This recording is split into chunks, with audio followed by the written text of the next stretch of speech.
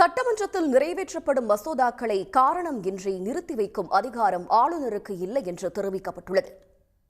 தமிழ்நாடு அரசு சார்பில் ஆஜரான மூத்த வழக்கறிஞர் ஹரிஷ்குமார் தெரிவித்திருக்கிறார்.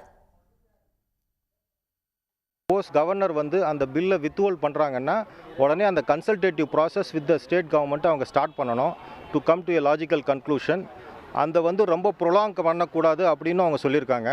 ஒரு ரீசனபிள் டைமில் அந்த கன்சல்டேட்டிவ் ப்ராசஸை நம்ம முடிக்கணும் கவர்னர் அப்படின்னு அவங்க சொல்லியிருக்காங்க. சப்போஸ் கவர்னர் அன்னெசரியாக டிலே பண்ணால் அந்த டிலே பண்ணக்கூடாது, பண்ணது தப்பு என்ற ஒரு லிமிட்டட் ஆஸ்பெக்டில் நாங்கள் உச்சநீதிமன்றத்துக்கு மாநில அரசு வரலாம்.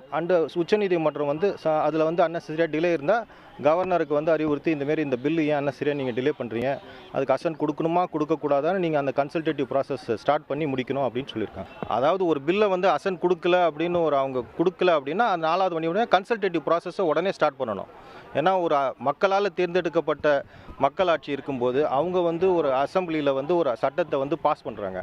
அந்த பாஸ் பண்ணிவிட்டு அவங்களுடைய விஸ்டம்க்கு ஏற்ற மாதிரி தான் அந்த சட்டத்தை கவர்னருக்கு அனுப்புகிறாங்க. அதை உடனே அவங்க கடப்பில் வைக்காமல் சப்போஸ் அவங்களுக்கு ஏதாவது ஒரு டவுட் இருந்ததுன்னா, ஒரு கிளாரிஃபிகேஷன்னா கவர்னர் மாநில அரசை கலந்தாலோசித்து அந்த கலந்தாலோசிக்கிற முயற்சியை உடனே பண்ணணும் அப்படின்னு சொல்லி. உடனுக்குடன் செய்திகளை தெரிந்து கொள்ள சன் நியூஸ் பெல் ஐகானை கிளிக் பண்ணுங்க.